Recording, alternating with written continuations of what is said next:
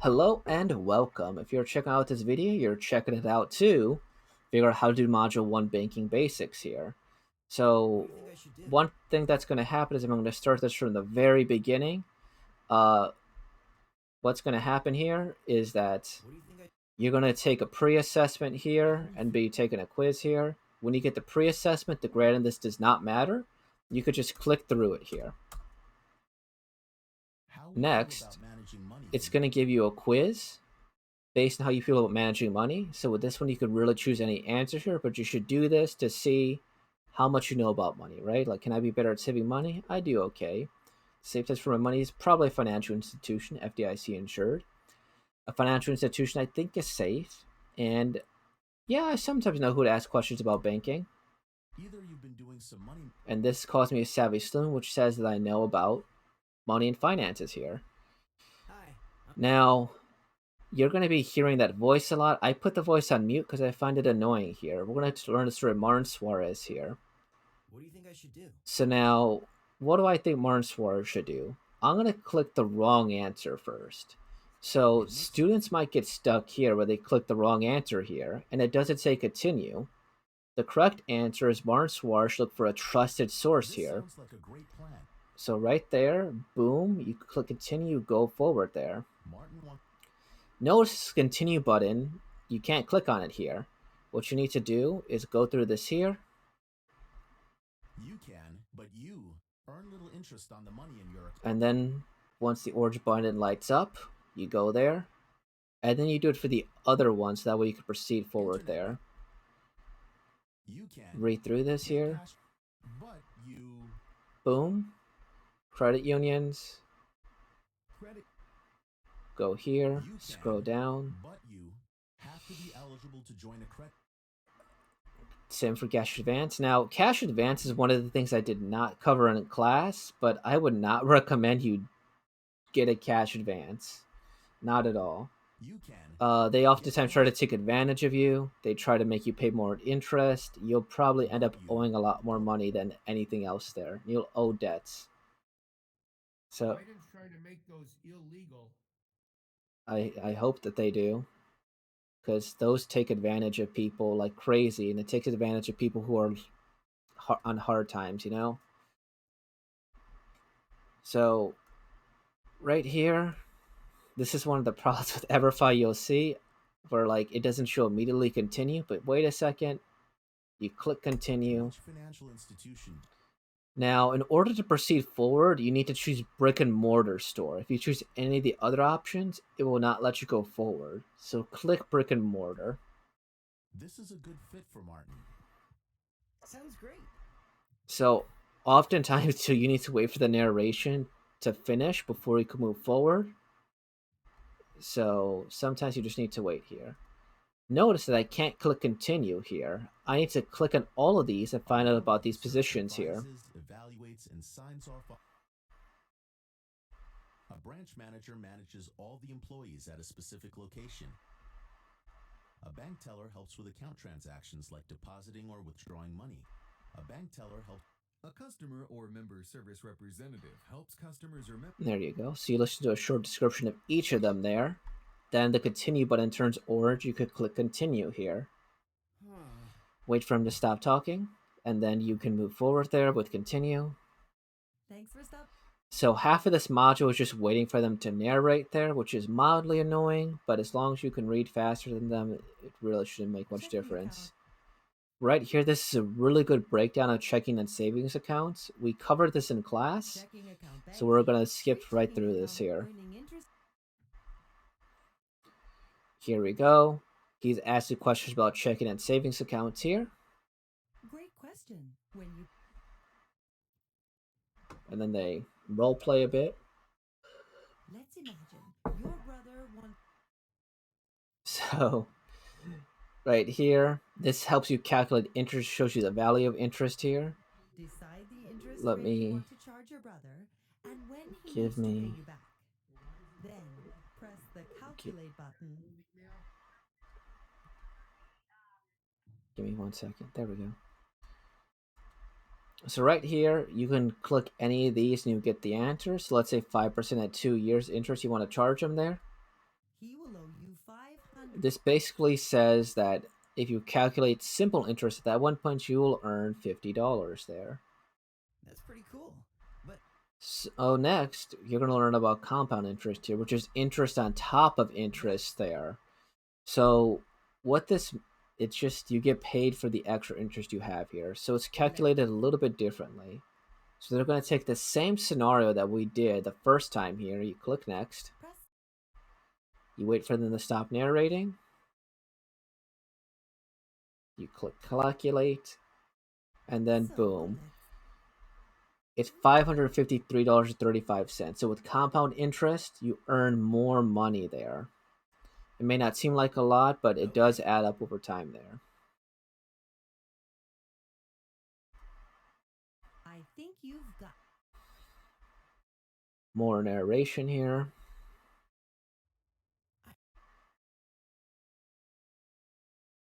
More narration. great.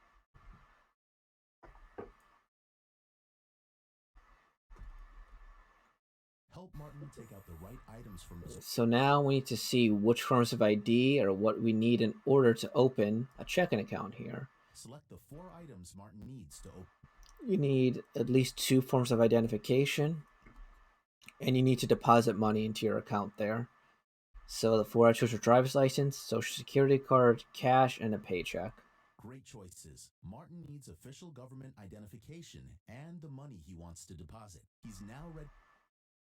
Nice. It looks More narration here. Use Martin. So here, we're going to fill out the information here. We need to put his social security number, which as you could see right here is 123456789. So we're going to put that there. His date of birth. Awesome. Shout out. I will go and give you, I will update your grade after I finish this right here. So his date of birth here is the 4th of, or April 17th. Excuse me, Mr. Randa. What's up? You're gonna have to click those little orange thingies to go next after you do all the information. Awesome. I will go and make sure. Oops. I will go and do that in just a second there, because that's a good thing you just told me there, because it will prevent you from going forward for very small, innocuous things there.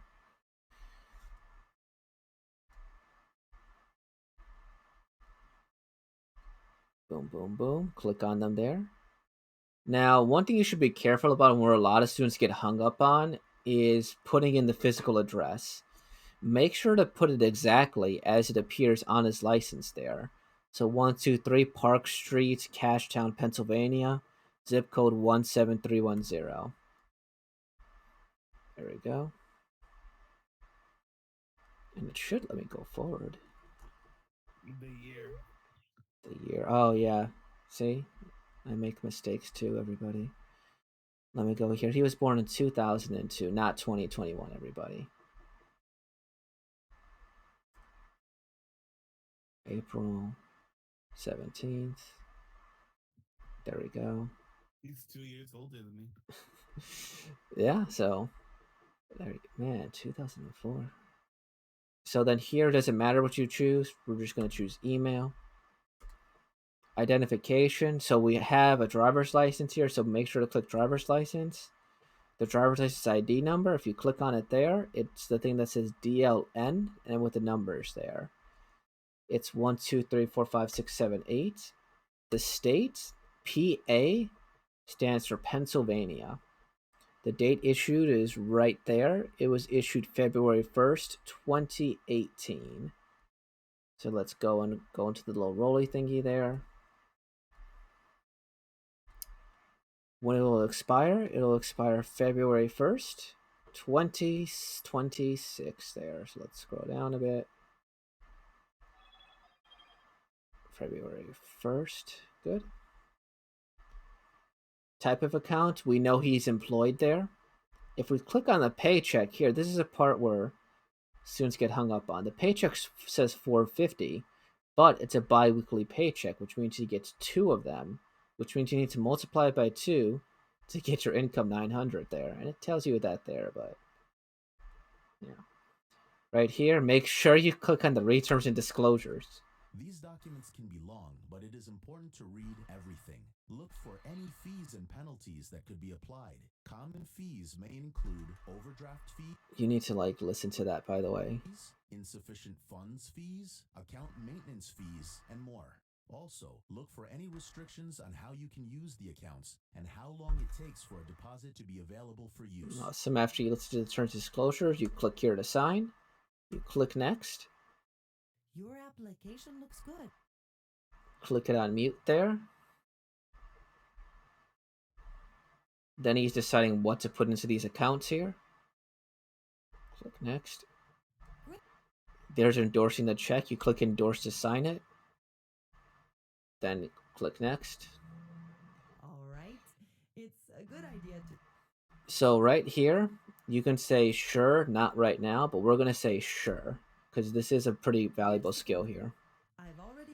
So if you want to get paid, especially with direct deposit here, you should know the routing number and the account number. The routing number is your bank number here. This number in the left corner See? is a routing number, which is used to identify your bank or financial institution. So as you can see, that's 12345678890, and the account number identifies what accounts you have at that institution. The numbers may be the same here, but in real life, it's not like that there. Notice, it does not let me go forward unless I click the little magnifying This number glass. in the middle is a unique account number assigned to your bank account. So make sure you click on those little magnifying glasses there. And remember the answer for both is 12345678890. Your form's complete. Sorry, I just had to mute them every time. I just can't stand listening to the narration every time. So now it's going to teach us about debit card use here. Good. And it gives you some really good advice there. Don't choose a birthday. Don't choose 1234, your address. Like, don't choose these really easy things to guess there. Awesome. Next. So this is some good advice there, is that it takes a while for the bank to verify your deposit there. So always check your account balance to make sure you don't overdraft on accident there. And just to make sure that you're not spending money you don't have yet. This tier tells you about overdraft protection. So that way you won't be charged an extra fee if you overdraft, and it'll stop you from overdrafting in the first place here. But you will get an additional fee for this overdraft protection there. Click submit. Before you go, these cover other types of accounts here. Special savings plan, a 529 plan is something we'll cover in a later lesson. A money market account. We covered money market in class, which is a combination of a checkings and a savings. You can only access those 6 times a month. And a certificate of deposit, which says you get higher interest, but you can't access the money for a certain period of time. And if you do, you get penalties. Oh, that sounds great. I'll definitely keep those in mind. Thanks for your help today. There we go. Click continue. Now that Martin has his bank account set up. I really want Now we're going to play with the money in his account there. Check if Martin has enough money in his account. So does Martin have enough money for his $45 yearbook? Yes, he does. Click next. Help Martin write a check. So right here, you need to click on all the magnifying glasses here. Write today's date here. Don't put a later date, because your financial institution may charge a penalty fee if the yearbook company tries to deposit before this date. Right, so always put the date you write the check as the date. Person or organization Martin is paying. So Martin is paying Timeless Yearbook Inc.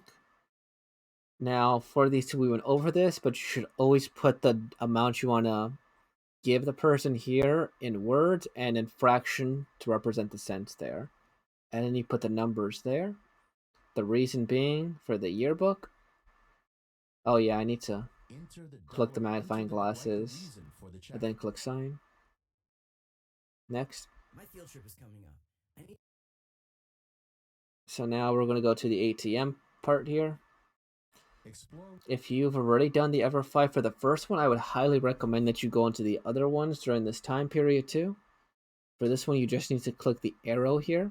Choose an ATM that has. It gives you good advice. Choose a public ATM that has plenty of lighting there in a non-shady location, I highly recommend the ATMs inside the banks as the Be safest aware of ones. your surroundings. Make sure that nobody is spying to catch your PIN card Pay number attention there. to suspicious people. Way to stay alert. Let's take a close. And make sure you inspect your ATM to make sure that nobody tampered with it to try and steal your information here.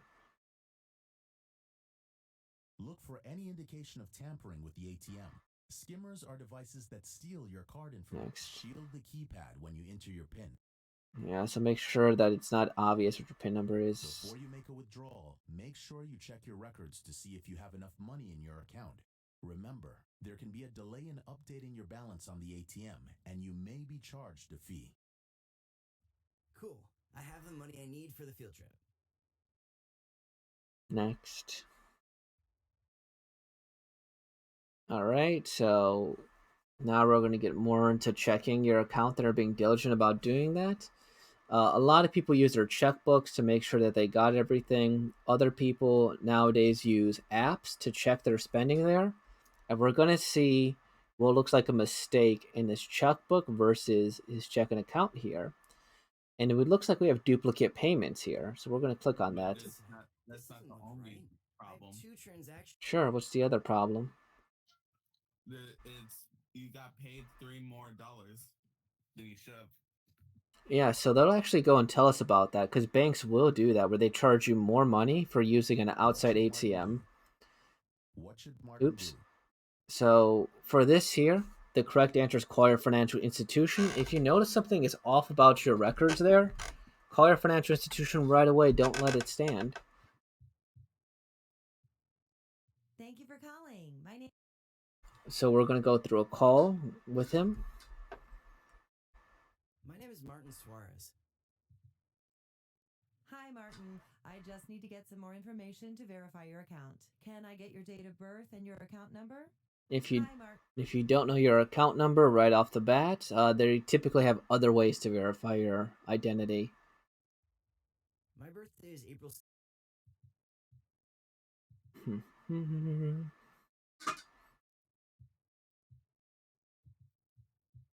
Great. What can I help you with today? Well, I noticed that there are 2 withdrawals.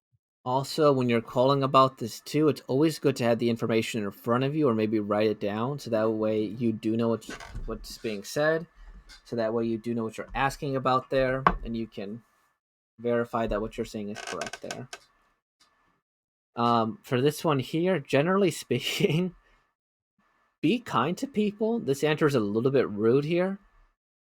Well, let's click right here and reply with the nice answer here. He's wondering why he's charged $23 when he only withdrew $20 here. Well, I'm wondering why the charge is for $23 when I only withdrew $20. It says here that you used an ATM outside of our network, so you were charged a fee. What was that, Papa George?